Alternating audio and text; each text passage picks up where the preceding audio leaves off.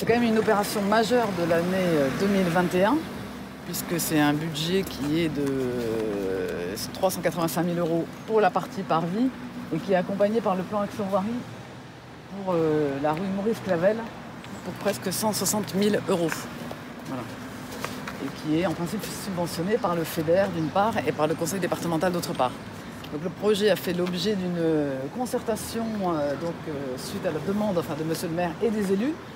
Une concertation quand même élargie à la fois donc évidemment aux usagers du collège, les enfants mais aussi les habitants des Calmettes, le conseil de quartier. Et donc grâce à cette concertation, on a réussi à cerner quelles étaient vraiment les attentes des différents usagers et partenaires. Donc, pour rappeler quand même juste un petit peu l'histoire, il y avait un transformateur qui était au milieu de ce parvis.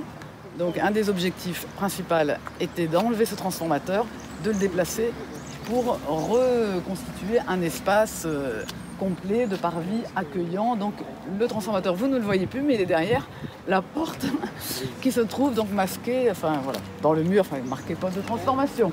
Ce qu'on a souhaité à Frontignan-la-Pérade, c'est continuer les travaux. Face à la pandémie, à ce que nous vivons actuellement, il faut continuer à être déterminé, optimiste et aller de l'avant. Bien évidemment, il y a des changements dans l'état d'esprit, pas tant sur les travaux, mais aussi, surtout sur les actions qu'on a pu mener en matière de politique culturelle, sportive et de loisirs, et être au plus près de nos concitoyens. Je crois qu'on s'est aperçu durant cette crise sanitaire que beaucoup de nos concitoyens, mais aussi des touristes, étaient très attachés à leur territoire et à leur ville.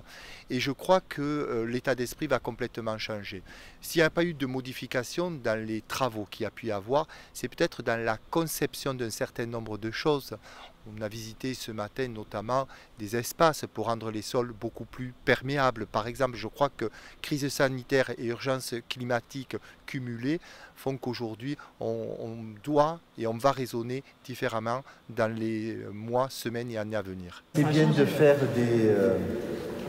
de nouveaux équipements, mais c'est bien d'entretenir aussi les anciens et c'est vrai que là on vient quasiment fini.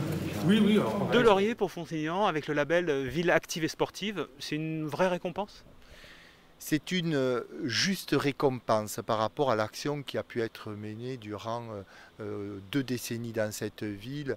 Et aujourd'hui, plus que jamais, Frontignan est une terre de champions, mais aussi une terre de champions pour l'ensemble de notre population, qu'on soit jeune et âgé dans cette ville. On peut pratiquer une activité sportive intensément, à son rythme, et on se sent bien dans cette ville. Moi je le dis, durant cette crise sanitaire, malgré la complexité, on a continué à vivre et vivre bien dans notre ville parce que c'est une ville où il fait bon vivre, une ville accueillante, une ville véritablement où on s'y sent bien.